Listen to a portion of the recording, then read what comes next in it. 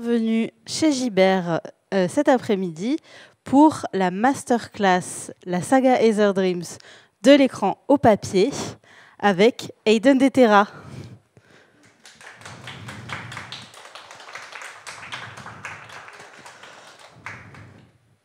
Donc Aiden va vous présenter un peu son processus. Sans péter le truc. Autour de Heather Dreams. Et on est aussi en live sur Twitch en même temps. Donc si vous avez des commentaires sur Twitch, n'hésitez pas à les poster dans le chat. Et on aura un temps de questions-réponses à la fin, à la fois pour les personnes qui sont présentes ici et à la fois pour les gens qui sont en live. Voilà, je laisse la parole à Aiden. Merci. Alors bonjour à tous et à toutes.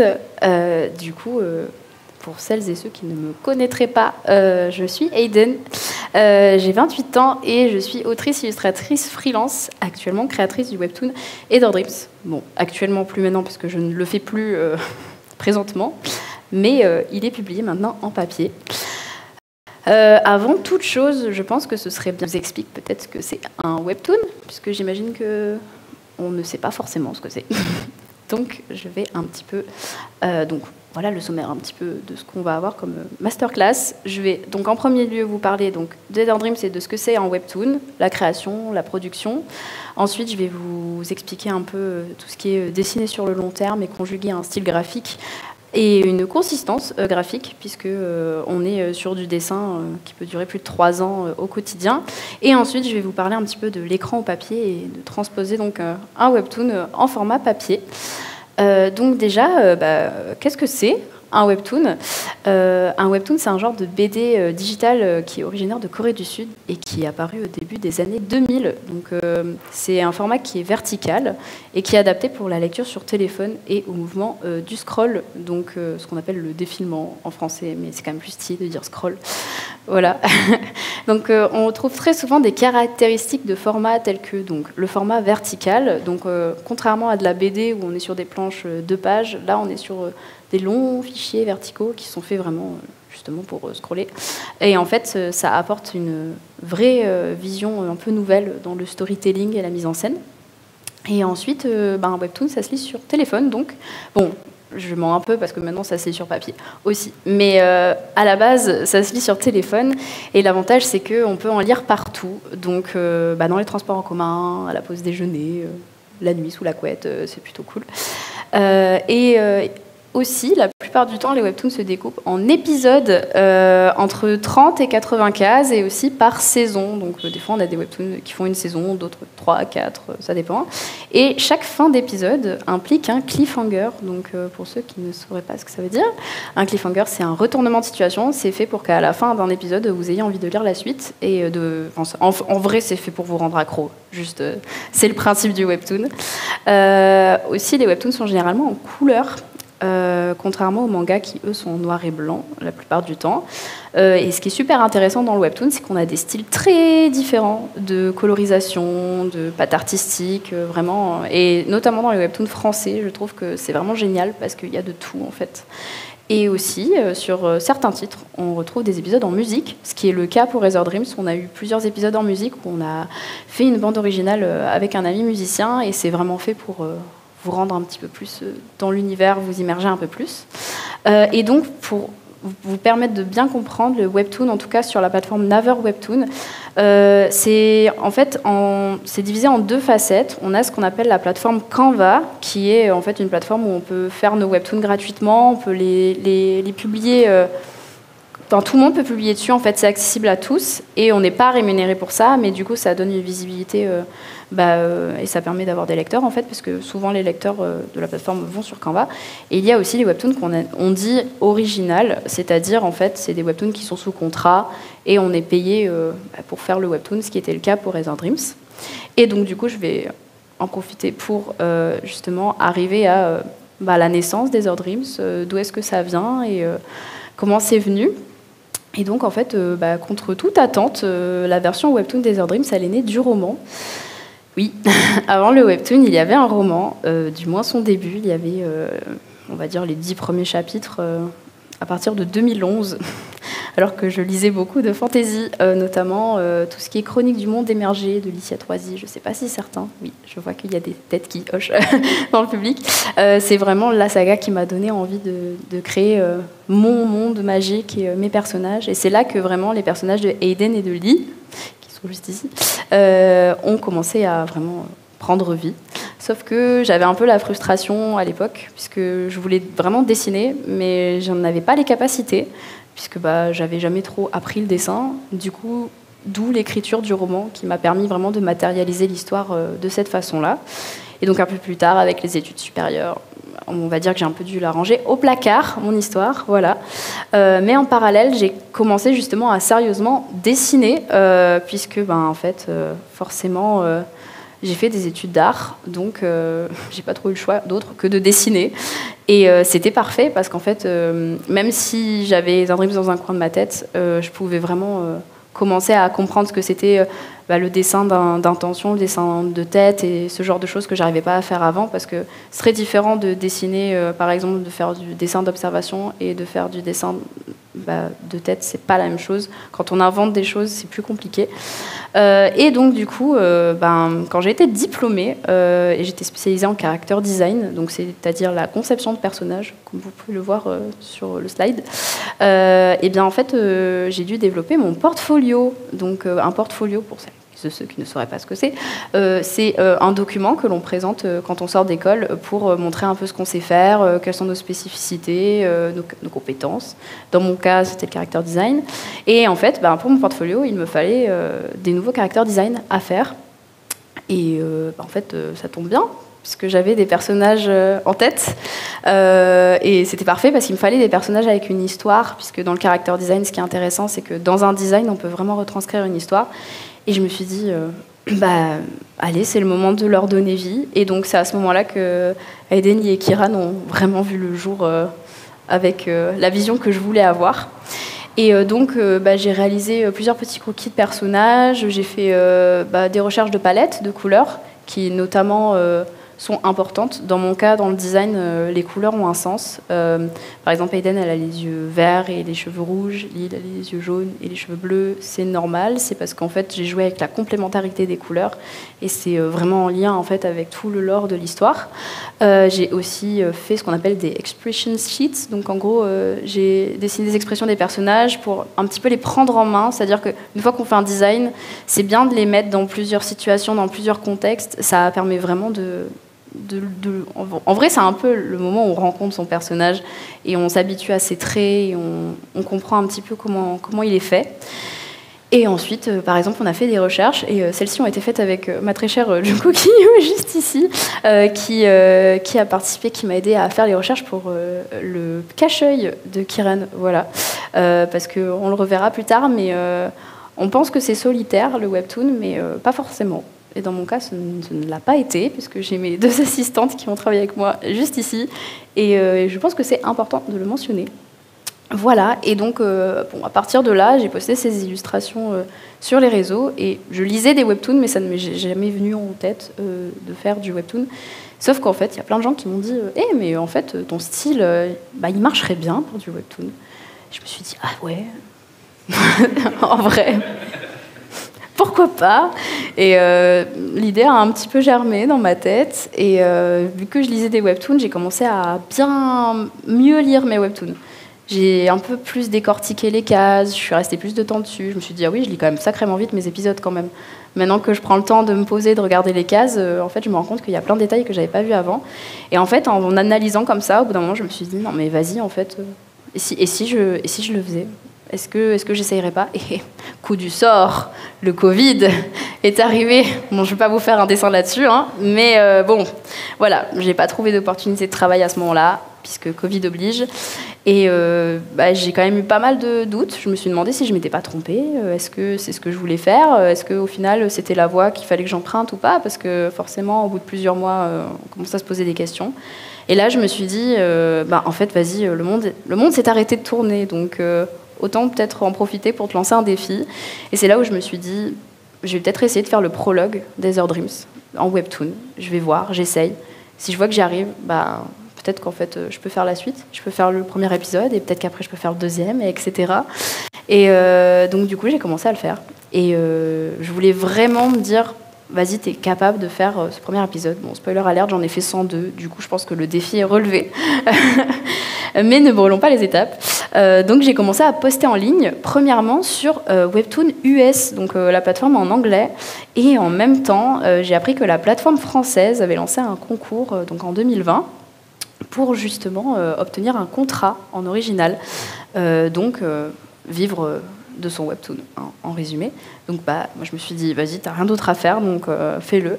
Et en fait, j'ai été super surprise de voir que les premiers épisodes ont été super bien accueillis et que la série a fini par gagner le prix de la série avec le plus d'abonnements. Voilà. Et donc peu de temps après, Webtoon m'a contacté, donc Webtoon France m'a contacté pour faire un contrat et justement lancer Ed Dreams en original. Et c'est là que l'aventure a commencé. Du coup, qui dit aventure, qui commence, dit travail, qui commence. Et donc, du coup, il me fallait de nouveaux repères et il me fallait une méthodologie à ce moment-là, parce que, en fait, je partais de rien. Je partais de rien et j'avais 1 mois et demi, 2 mois pour envoyer un synopsis à mon éditeur et enchaîner très rapidement sur la production des épisodes. Donc il fallait que je trouve une solution très rapidement pour m'organiser et être efficace. Donc là, je vais vous montrer un petit peu ce que c'est les étapes d'un webtoon. Quand on crée vraiment un webtoon, on va dire le squelette principal, quelles sont moi les étapes que j'ai utilisées et que j'utilise pour mon prochain aussi. En premier lieu, brainstorming, évidemment. Dans mon cas, je savais déjà, hein, puisque ça faisait déjà un moment que j'avais une idée, mais j'avais que le début. Donc là, on est allé sur un brainstorming plus global sur tout le reste de l'histoire. Et ensuite, il y a vraiment tout ce qui est développement de personnages. Qui sont-ils? Quelles sont leurs problématiques? Quelle va être leur évolution au fil de l'histoire? Quelles sont les relations qu'ils ont entre eux? Comment les relations influent sur le reste de l'intrigue, etc. Pour moi, c'était vraiment le point central. Et à partir de là, j'ai créé mon world building, donc tout ce qui est... par exemple, moi, j'ai de la magie. Quel est le système de magie? Comment ça se passe au niveau de l'univers? Quelles sont les règles, etc. Et ensuite, une fois que j'ai fait ça, j'ai fait ce qu'on appelle de la planification. Donc, j'ai planifié mon histoire dans l'entièreté. En gros, j'ai mis des post-it sur un mur et je me suis dit, OK, il va se passer ça, ça, ça, ça et ça. Et une fois que j'avais ça, j'ai fait le synopsis, c'est-à-dire que j'ai, on va dire, brièvement résumé ce qui se passe dans chaque épisode et je l'ai envoyé à mon éditeur Webtoon pour qu'ensuite, il me confirme et que je puisse attaquer, on va dire, la deuxième partie de la production. Donc là, dans mon cas, le character design des personnages était plus ou moins fait, mais on va dire que dans l'ordre logique des choses, là, moi, je fais le character design, donc quelle est leur apparence par rapport à leur histoire, qu'est-ce qui va influencer sur leur design, qu'est-ce qu'on va voir de leur histoire sur leur aspect, en fait, leurs vêtements, les couleurs, comme je vous l'ai dit, moi, les couleurs, c'était super important. Et ensuite, ce qui en découle, le développement de l'univers, et aussi la question de, OK, alors j'ai un univers magique, j'ai des châteaux, j'ai des trucs, OK, je dessine ça comment ? Ou je fais comment? Parce qu'en fait, j'ai pas de temps, j'ai beaucoup de cases, il faut que je trouve des solutions. Et là, en fait, j'ai vite compris qu'en fait, dans le webtoon, on utilise beaucoup de la 3D pour les décors. Par exemple, il y a des modèles 3D ou des choses comme ça qu'on peut mettre en place. On peut faire des set dressing, c'est-à-dire assembler plusieurs éléments pour faire en sorte de se faciliter la tâche et d'avoir plus de temps pour dessiner vraiment les personnages. Et donc là, ça va vraiment préparer tout ça. En fait, c'est vraiment du travail de fond. Et ensuite, on a ce qui est script des épisodes, évidemment, comme un scénario, c'est-à-dire case par case, qu'est-ce qui se passe, vraiment la mise en scène, le cadrage, qu'est-ce que racontent les personnages, quels sont les dialogues, etc. Et à partir de là, on est plus ou moins prêt pour créer un premier épisode. Moi, j'avais 1 mois et demi, donc on va dire que j'étais prête parce que j'avais pas le choix. Mais là, par exemple, sur mon prochain webtoon, ça fait 1 an et demi que je travaille dessus. Donc plus on prend de temps pour le préparer, plus les bases sont solides, mieux c'est, en soi. Mais voilà, pour vous donner une idée, pour ma part, en termes de temps et de travail, donc je travaillais avec mes 2 assistantes, Betty et Junko Kyu, qui sont juste ici, et qui m'aidaient aux couleurs, notamment. Donc en fait, moi, je faisais tout ce qui est croquis, ancrage des cases, et en fait, ensuite, je les envoyais à Betty, qui donc s'occupait de poser les aplats de couleurs, donc c'est vraiment les couleurs, la base des couleurs, et ensuite, elle l'envoyait à Junko Kyu, qui s'occupait de mettre les ombres et les lumières et de donner des petites intentions de lumière sur les décors pour qu'ensuite je récupère tout et que je fasse les derniers rendus, etc., le lettrage, les bulles, les exports.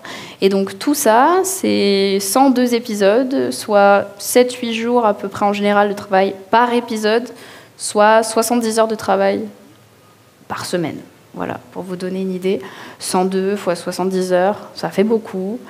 C'est pour vous donner une idée, et on était 3. Donc voilà, c'est beaucoup de travail. Et je pense que c'est important de le souligner parce qu'on s'en rend peut-être pas forcément compte quand on lit des webtoons. Et prenez le temps de lire vos webtoons. Regardez bien les cases, parce qu'un webtoon qui est lu en 30 secondes, c'est 8 jours de travail et 70 heures de travail. Voilà. Prenez le temps, franchement, ça fait plaisir aux auteurs et c'est cool.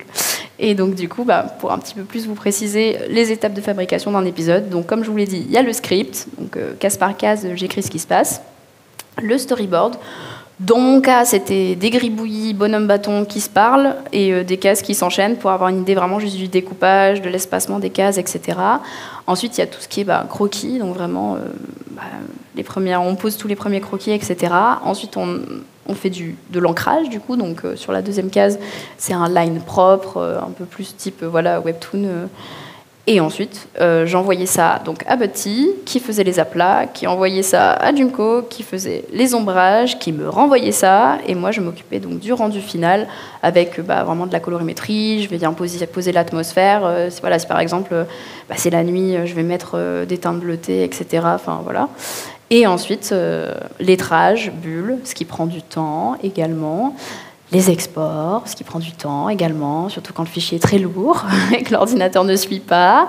Et ensuite, j'envoyais tout ça à mon éditrice qui me corrigeait, donc s'il y avait des fautes ou quoi. Et après, si c'était OK, elle le préparait, elle le mettait prêt à la publication. Et donc voilà, comme vous pouvez le voir, ça fait beaucoup de travail. 3 ans de travail, 2 assistantes, 70 heures par semaine et un épisode par semaine, sachant que j'avais 4 ou 5 épisodes d'avance. Mais on peut tomber malade à tout moment, on peut être fatigué à tout moment, donc il ne faut pas oublier ça.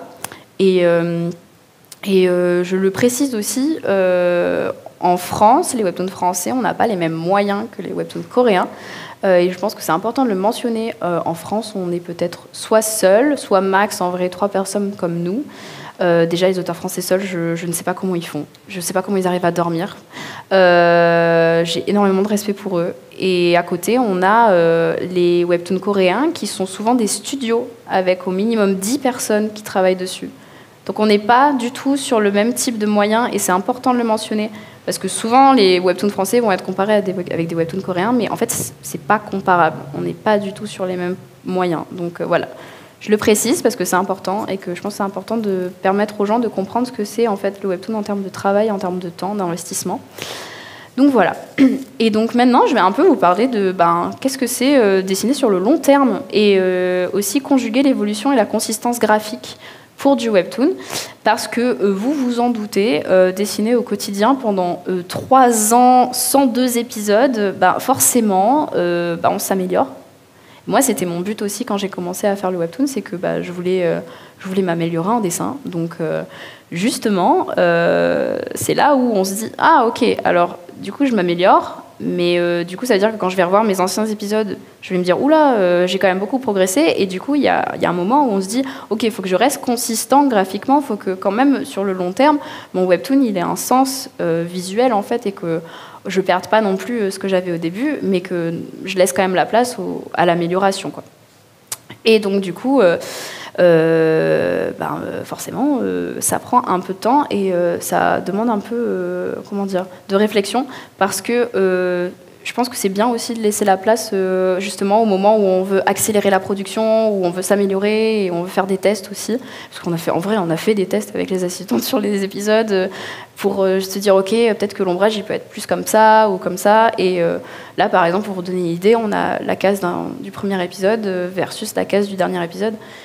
Forcément, ça a évolué, mais on a quand même essayé de garder une consistance avec le design du personnage et tout ça.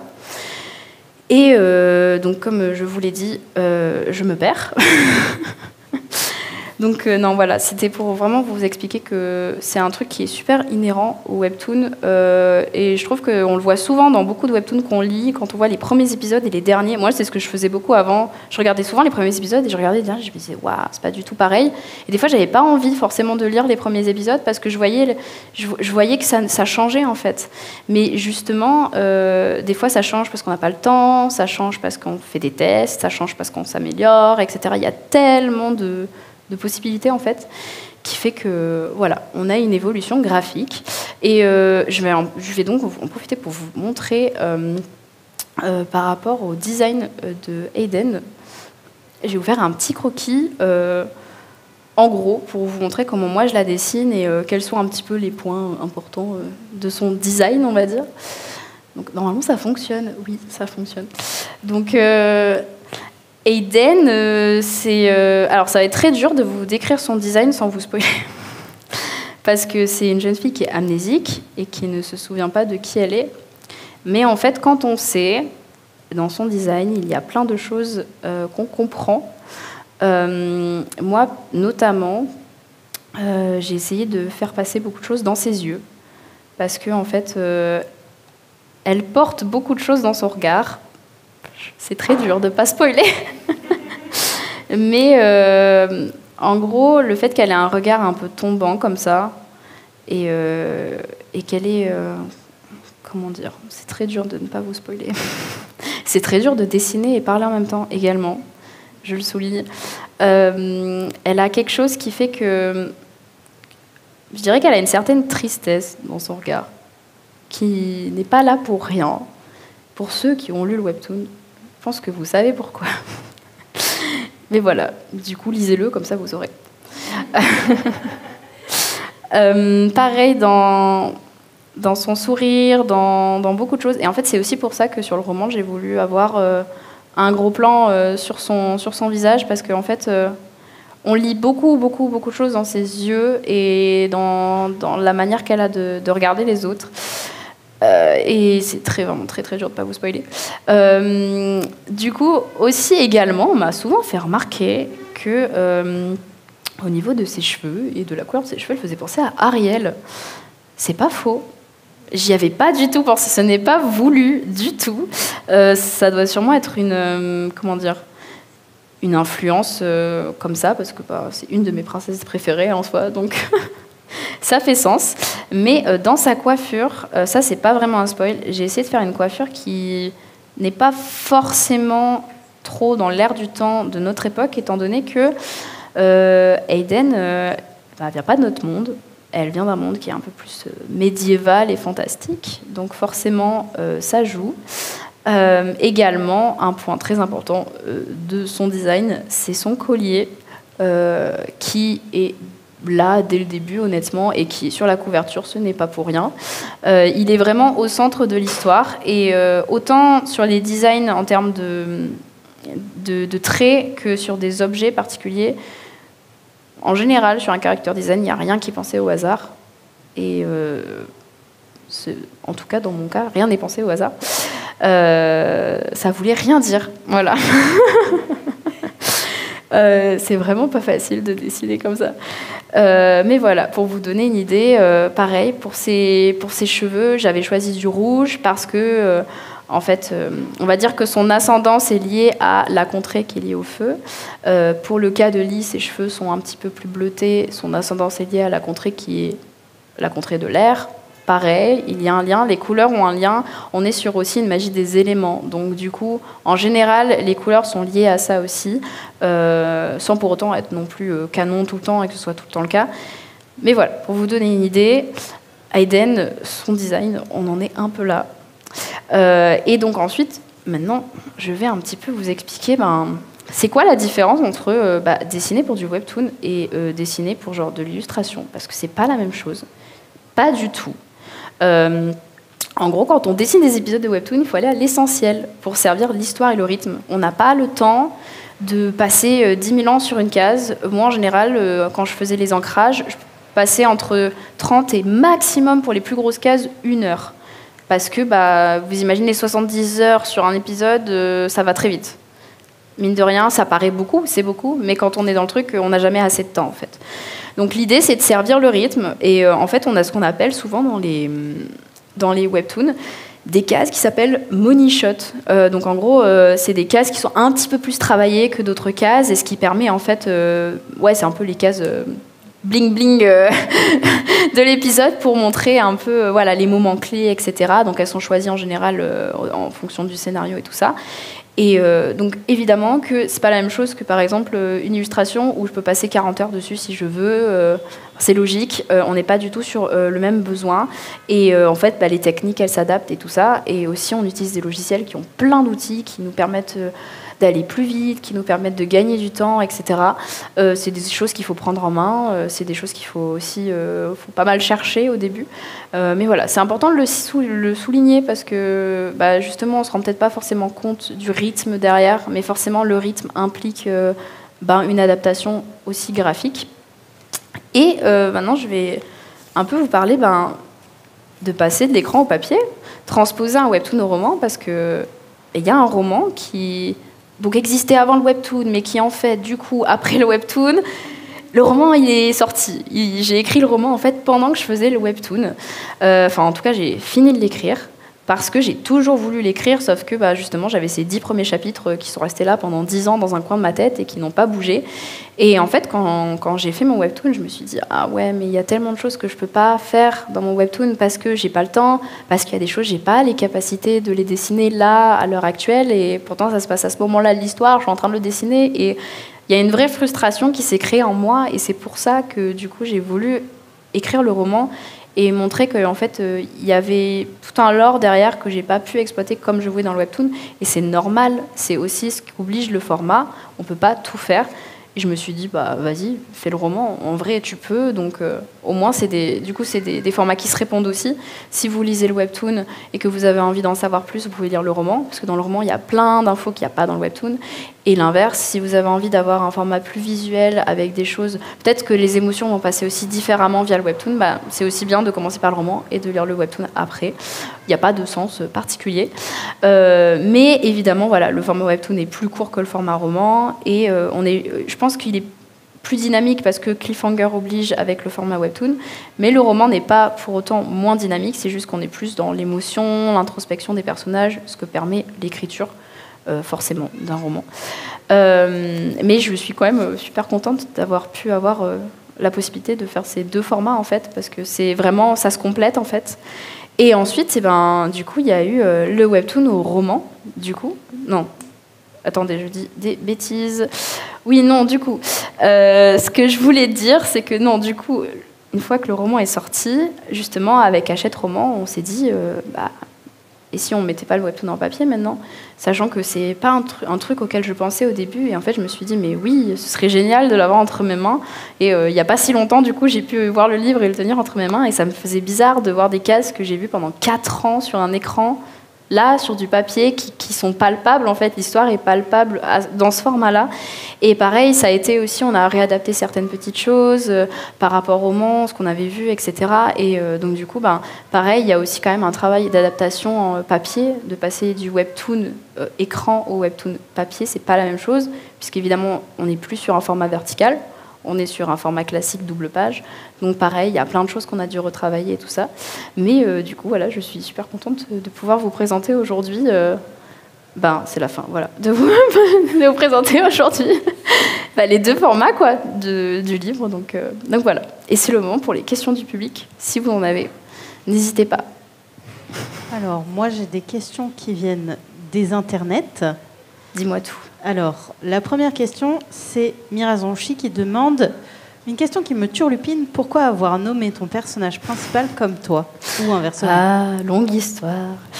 C'est pas super fun. Non, en vrai, c'est juste que c'était le nom que j'utilisais quand je jouais au MMORPG à l'époque. Et vu que dans ma tête, jamais de la vie, j'allais faire ça, en fait, quand les deux mondes sont rentrés en collision, et qu'en fait j'avais fait mon nom d'artiste par rapport à ce personnage-là, mais je me suis jamais dit que j'allais sortir un livre et tout ça. Et en fait, quand j'ai repris Heather Dreams, je me suis dit je peux pas changer le nom de Hayden, c'est pas possible. c'est mon alter ego, elle est comme ça, et donc voilà. C'est pas, enfin, ouais, y a pas de secret. Hein. Si vous avez des questions, n'hésitez pas. Je viens vous donner le micro. Comme ça, les gens sur Internet peuvent profiter de votre question aussi. Attention. Hello, bah du coup, est-ce que ça fonctionne? Ok, comme ça, c'est bien, on m'entend? Incroyable. Bah, déjà, merci beaucoup pour ta présentation. Moi, j'avais une petite question par rapport au design de Hayden, et je me demandais à quel point son design avait évolué entre le moment où tu as commencé à créer le roman, le moment où tu as commencé à designer en fonction de tout ce que tu as appris durant tes études, et aujourd'hui. Waouh, ça a beaucoup changé. Bon courage. Déjà, je sais même pas si quand j'ai commencé à écrire le roman, elle avait vraiment un design. Enfin, alors pour le coup, il y a une histoire assez drôle. Elle devait pas avoir les cheveux rouges comme ça au début. Je sais pas ce qui s'est passé, mais si tu veux, il y a un moment où, en gros, elle avait pas les cheveux tant rouges, tu vois. À droite, elle a les cheveux plus auburn. Je ne sais pas. Il y a une faille spatio-temporelle et peut-être, je sais pas. Ou alors, je sais pas, peut-être que la pipette a décidé que c'était ainsi. Et je sais pas, c'est Hayden qui s'est dit elle-même non, j'aurais les cheveux plus rouges que ça. Mais je t'assure, pour ça, je ne sais pas. Et entre le moment où, du coup, j'ai commencé le webtoon et jusqu'à la fin, il y a pas mal de choses qui se sont affinées en vrai parce que, comme je disais, mon style a changé, il a évolué. Ça fait aussi partie de l'aventure, tu vois. Mais je pense que les traits se sont plus affinés, elle s'est un peu plus élancée. Je lui ai changé de coiffure de temps en temps parce que c'est bien de s'attacher les cheveux aussi de temps en temps. Voilà, c'est ça. Mais voilà, il y a certaines choses qui... Par exemple, là, tu vois, sur celui-là, à droite, elle n'a pas de cicatrice dans le cou. Et si tu regardes sur les palettes de couleurs, elle a une cicatrice. Ça, par exemple, c'est quelque chose qui est important. Mais que je n'avais pas du tout pensé au début quand j'avais fait le roman, et c'est venu après. Donc tu vois, c'est plein de petits éléments comme ça qui ont changé. Une autre question des internets qui demande: est-ce que le succès d'un webtoon sur la plateforme peut inciter à le faire durer, même si cela n'était pas prévu de base? Je pense, ouais. Je pense que si les statistiques sont bonnes, ça peut donner envie aux éditeurs de continuer à faire le webtoon. Je pense que c'est le cas de certains gros webtoons. Par exemple, True Beauty, je ne suis pas convaincue qu'elle voulait aller aussi loin en termes d'épisodes. C'est juste que ça marche super bien, donc autant en profiter, quoi, par exemple. Et toi, est-ce que tu avais prévu dès le départ que ça fasse 102 épisodes? Moi, j'avais prévu qu'il fasse 3 saisons au départ, le webtoon. Pour le coup, il n'en a fait que 2, donc c'est pas plus mal en soi, parce que 102, c'est beaucoup quand même d'épisodes. J'étais quand même contente que ça se finisse. Je me suis dit, non, en vrai, 3 saisons, ça aurait été beaucoup. Non, moi, je trouve que c'était le bon équilibre. Est-ce qu'il y a une autre question dans le public? J'arrive. Appelez-moi César Flickerman. Pour le webtoon papier, est-ce que ça a été surtout un travail de... on reprend ce que vous aviez déjà fait sur la plateforme, ou si vraiment vous avez refait un travail de dessin sur toutes les cases Il y a certaines cases où j'ai refait un travail de dessin, parce que honnêtement, il y a certaines cases, je ne pouvais plus les voir. J'étais là, oh là là, ça fait 3 ans quand même, ça se voit. Donc il y a certaines cases où j'ai pas assumé, honnêtement. On va être honnête. Mais après, c'était surtout, je pense, du retravail de rythme en termes d'enchaînement de cases, parce que justement, au format vertical, il y avait un certain rythme qu'on ne pouvait pas forcément avoir sur de la double page, tu vois. Donc il y a certaines cases qu'on a choisi de mettre plus en pleine page, ou etc. Mais ouais, j'ai plus fait du liquify, on va dire, sur mes cases. J'ai pas refait une case.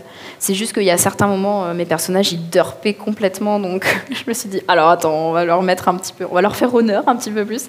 Mais voilà, c'était plus vraiment du travail de rythme, d'adaptation en termes de mise en page, on va dire. Question des internets. Est-ce qu'au tout début du webtoon, tu étais seule, ou est-ce que vous avez déjà commencé à 3? Alors, j'étais seule pendant les 3-4 premiers épisodes, quelque chose comme ça. 3. Au bout du 3e, j'ai fait 8h, minuit tout le temps.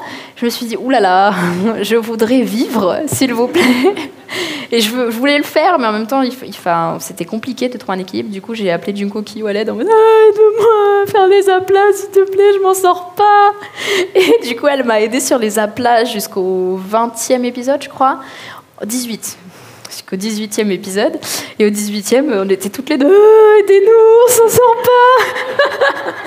Et là, on a appelé Petit à l'aide parce que c'était trop, en fait. Même à 2, on s'en sortait pas. Junko, elle avait quand même un travail à côté et tout. Donc voilà. Et après, je trouve qu'on a quand même réussi à trouver un meilleur rythme à 3 à ce moment-là. Je dis pas que c'était pas intense, parce que ça l'était, mais c'était quand même plus gérable. Oui. Je me permets de rebondir sur la question que tu viens de poser. Quand tu dis que tu as retravaillé donc, tes différents panels, ça veut dire que tu as repris tes vieux fichiers donc, qui dataient de 3 ans, que tu avais conservé ton tes fichiers. Oui. Donc tu as repris lesquels de tes fichiers? J'ai repris... De quoi, pardon? En fait, tu as les calques. Ah oui. Tu as repris directement sur les calques ou est-ce que tu as repris directement sur le 10 au final? Non, j'avais les PSD. Okay. Bon après, oui, par exemple, moi, dans mon cas, quand j'ai fait du Liquify, l'image était aplatie, on va dire. Mais ça dépend vraiment de ce que tu veux refaire. Par exemple, Liv, quand elle a fait Because I Can't Love You, je crois qu'elle a vraiment refait certaines cases. Elle avait la foi.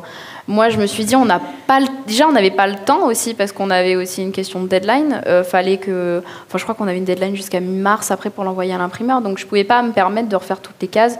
Donc là, un peu comme quand j'ai bossé le webtoon, je me suis dit, ok, on va prioriser. Quelle case faut vraiment que je reprenne, parce que là, ça ne va pas du tout. Donc voilà, mais oui, j'avais gardé tous mes fichiers, j'ai fait 45 backups. Et ça pèse combien, à titre indicatif? Beaucoup. Au moins 70 gigas, voire... Non, je pense... non, plus. Je pense entre... Peut-être minimum 100 gigas, minimum. Okay, mais je pense que ça pèse plus. J'ai pas osé regarder, je t'avoue. Mais je sais que mon drive est plein, là, avec juste l'équivalent du tome 1, là, il déborde. Donc, ouais. C'est tellement impressionnant, surtout quand tu connais la taille des fichiers. C'est très lourd. Et encore, j'ai dû faire attention... C'est ça, et j'ai dû faire attention parce que vu que je travaillais avec mes assistantes, par exemple Junko, elle n'avait pas de Wi-Fi, donc il fallait que j'ai des fichiers qu'on puisse quand même envoyer et télécharger en 4G, même pas en 3G, je sais plus, c'était folklorique vraiment, mais on a réussi à trouver un équilibre quand même. Donc voilà, tu vois, il y a toujours ce truc de on va à l'économie, on essaye d'être efficace et de trouver le meilleur arrangement possible. Oui. Oui. On a une question de Alric et Jennifer Twice qui coucou. demande est-ce que tu envisages d'écrire un roman sans illustration ou est-ce que tu as toujours besoin / envie d'avoir le dessin comme support? J'y ai pensé, mais j'ai du mal à l'imaginer. Dans le sens où, au moins, si je fais un roman sans illustration, je ferai au moins la couverture. Au minimum. Mais en fait, j'ai toujours eu l'association des deux dans mon parcours. En fait, du coup, j'ai du mal à les dissocier. Je pense que c'est faisable, honnêtement. Mais je me demande si j'aurais pas une petite sensation de il me manque quelque chose, même par rapport à mon identité en tant qu'autrice, parce que ça fait vraiment partie de moi. Donc, mais à tester. Hein. Peut-être que ça me déprimera et que j'arrêterai. Je sais pas. En tout cas, il y a plein de gens sur le chat qui sont très impressionnés par ta force de travail et qui te félicitent avec des petits cœurs violets. Oh, merci. Je cours. Bonjour. Bonjour. Moi, du coup, je voulais savoir un peu tes inspirations pour tes différents personnages. Mes inspirations. Par exemple, si je me suis inspirée d'œuvres que je connaissais. D'œuvres ou je sais pas, d'autres personnages d'une série ou d'un livre ou peu importe, je sais pas. Alors là, c'est une très bonne question. Est-ce que je me suis inspirée de personnages? En vrai, je pense que c'est plus. Je pense qu'il y a plus des aspects des caractères des personnages qui ont été inspirés par certains de mes proches ou peut-être des situations que j'ai vécues ou des choses très spécifiques. Mais après, j'ai pas le sentiment d'avoir été inspirée par un personnage en particulier, que ce soit dans une série, dans un roman. Après, oui, il y a un peu les tropes, par exemple Enemies to Lovers, ce qui est le cas pour Eder Dreams. Oui, pour le coup, je me suis inspirée des livres que j'aimais bien et tout ça. Mais ouais, après, ouais, non, honnêtement, je pense que c'est plus...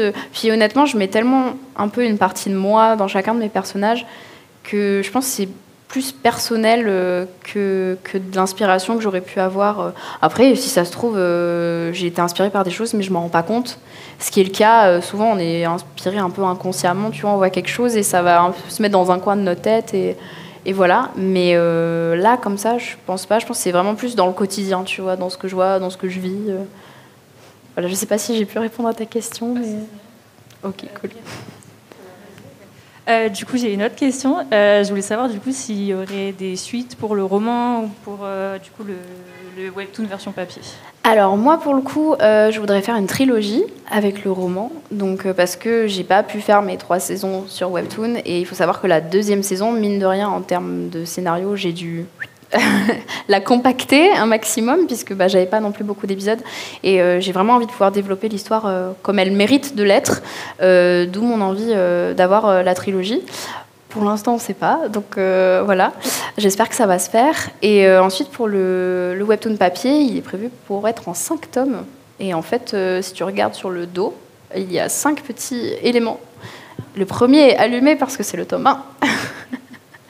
Voilà. Et pourquoi 5 tomes? Parce qu'il y a 5 éléments et il y a 5 personnages principaux. Et du coup, c'est les couleurs du collier. Voilà. Pour avoir une idée globale en termes de visuel. En vrai, tout est visuel avec moi, donc dans tous les cas... voilà. Il y a une autre question du chat qui demandait, est-ce que c'est pareil pour tous les webtoons en ligne? Est-ce qu'il y a d'autres plateformes que Webtoon qui aident leurs créateurs également? Oui, il y a d'autres plateformes. Alors, j'ai pas envie de me tromper et de citer des plateformes qui n'existent plus ou quoi, mais il y a des plateformes, si je dis pas de bêtises, qui ont été faites par des maisons d'édition françaises de BD. Si je dis pas de bêtises, je crois que Webtoon Factory, il me semble, si je dis pas de bêtises. Et après, il y a Tapas en anglais. Il y a Ono aussi, il y a plusieurs plateformes de webtoon.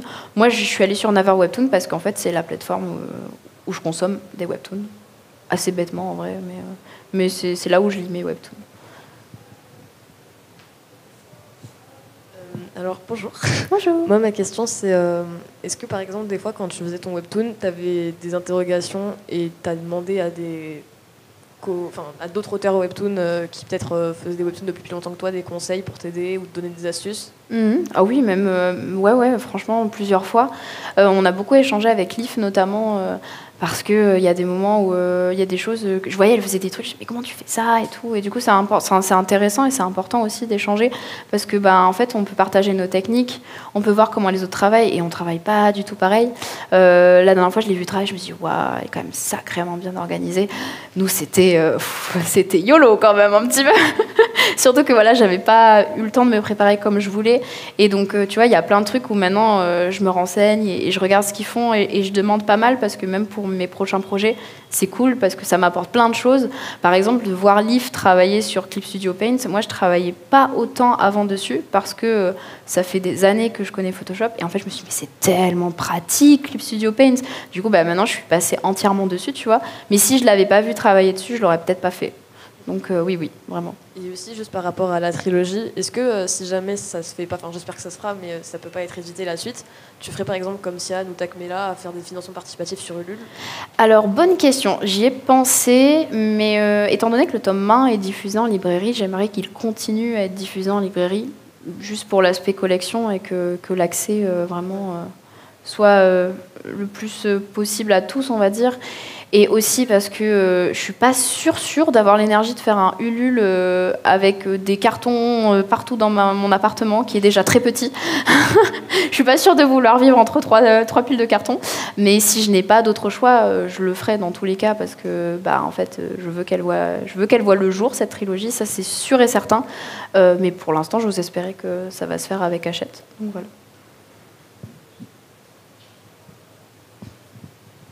Moi, je voulais vous demander vos prochains projets, parce que j'ai cru entendre, quand vous êtes arrivé, je travaille sur mon prochain projet. Qu'est-ce que c'est? Alors, j'ai un prochain projet de webtoon. Alors, cette fois, j'aimerais bien le faire en anglais, parce que j'ai quand même bien envie d'écrire en anglais. Pour l'instant, son nom de code, c'est Sky. Donc, c'est un webtoon un peu contemporain avec de la romance et du fantastique. Et on va suivre l'histoire de Millie, qui est une jeune fille qui est hyper sensible et qui a énormément de mal à vivre avec les autres parce que son empathie est un petit peu trop débordante. Et en fait, elle va vivre une relation amoureuse horrible. Voilà, dépression, tout ça, rupture, on adore. Et en fait, elle va se plonger dans l'écriture de sa fanfiction parce qu'elle est super fan d'un groupe de K-pop. Évidemment, il y a de la K-pop. Si certains me connaissent, voilà. Il fallait qu'un jour je fasse quelque chose avec de la K-pop. Et elle va écrire sa fanfiction sur son groupe de K-pop. Et en fait, un jour, elle va être contactée par une chaîne de télévision qui va lui proposer de l'adapter en drama. Et donc, elle va se rendre à Séoul, sauf que ça ne va pas se passer comme prévu. Elle va se faire renverser. Et à partir de là, sa vie va complètement changer et sa vision du monde aussi. Voilà, je ne peux pas en dire plus, sinon c'est pas drôle. Mais voilà, et donc je suis en train de travailler dessus. Ça prend du temps parce que j'ai pas envie de me précipiter comme j'ai dû le faire pour AD. Et donc voilà, mais là je suis en train de tranquillement travailler sur le prologue et l'épisode 1. Donc voilà. Une autre question des internets qui dit pour le webtoon que tu crées en ce moment, est-ce que tu envisages d'aller aussi loin qu'Ether Dreams, publication papier, etc. Et toujours très impressionnée par le travail que tu fournis. Merci. Alors, j'aimerais bien, sachant qu'en fait, le projet avec Sky, j'ai envie de faire en parallèle des romans compagnons, une duologie sur la formation du groupe qu'on va voir en fait dans le webtoon. Donc, c'est pas la même histoire du coup, différemment de AD parce que là, pour le coup, là, on a la même histoire. Mais dans mon prochain, c'est vraiment un roman compagnon où on va suivre tout le passé de la création du groupe. Parce que j'ai envie de parler de l'univers de la K-pop, j'ai envie de parler de tout ça, parce que c'est quelque chose que je connais depuis très longtemps, et je trouve que ça peut être intéressant de vraiment l'analyser et de pas forcément montrer que les bons côtés, c'est important. Et du coup, j'aimerais bien peut-être, si le webtoon fonctionne bien, hein, peut-être un jour avoir un format papier, carrément, moi je ne dis pas non, rien que pour avoir mes cases entre mes mains, ça me ferait plaisir. Une autre question d'internet de Romane qui dit « Pourquoi avoir choisi de faire toi-même ta couverture ?» Pourquoi pas? Je n'aurais pas pu faire autrement. Ça fait depuis que j'ai 14 ans que je l'imagine, ce livre avec cette couverture. Je ne pouvais pas la laisser à quelqu'un d'autre. Et en vrai, ça tombait bien parce que quand on a discuté avec Hachette, ils m'ont dit « Mais pourquoi tu ne la ferais pas ?» Bah parfait, on s'entend, alors du coup c'est trop bien. En fait je pouvais pas parce que c'est mon identité en fait, et mon identité c'est autant être illustratrice qu'être autrice, et c'est tellement bien quand je suis en dédicace et que les gens découvrent le livre et qu'ils voient la couverture et qu'ils flashent sur la couverture et qu'ils me disent j'adore, c'est trop bien, et je peux dire c'est moi qui l'ai fait. C'est quand même sacrément cool, donc voilà. Quelqu'un dit, Gwen Or dit, il a l'air trop chouette ce nouveau projet.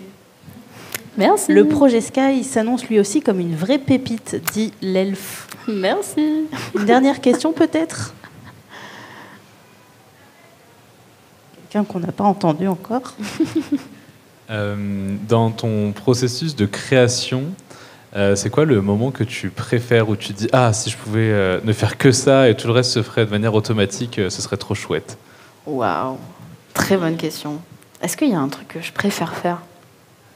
Avoir les idées. C'est là où tu as le moins de trucs à faire, c'est bien. Non, en vrai, j'aime quand même bien quand j'arrive au bout de l'épisode et que je vois le travail qui a été fait. Et là, je me dis, ah ouais, ok, trop bien. Si j'avais pas eu à faire tout ce qu'il y a avant, ce serait génial. Si je pouvais faire ça et qu'il y ait mon épisode, ce serait trop bien. Ouais, non, après, en vrai, si tu veux, c'est juste que quand t'es sur du webtoon, t'es quand même dans ce qu'on va dire une spirale. Et du coup, ça se répète pas mal, hein, parce que genre, tu finis ton épisode, t'es là, bah demain, on fait le prochain. Et autant tu adores ton projet, autant c'est normal qu'au bout d'un moment, tu satures. Et puis, en vrai, c'est quand même rare les moments où on prend du temps, des vacances, etc. Donc ouais, quand l'épisode est terminé et qu'il est publié et que je vois les réactions des gens et que je me dis « Ah ok, ça y est, bon, cet épisode, c'est bon, le travail est abattu. » Là, ouais, c'est satisfaisant. Après, si je dois vraiment choisir un truc un peu spécifique, j'aime bien faire le line art. Donc c'est vraiment tout ce qui est l'ancrage, parce que c'est vraiment là où moi, je vais mettre ma patte graphique. Surtout que derrière, j'ai les filles qui m'aident. Donc du coup, c'est le moment où moi, je pose l'identité visuelle et je pose mon style. Voilà.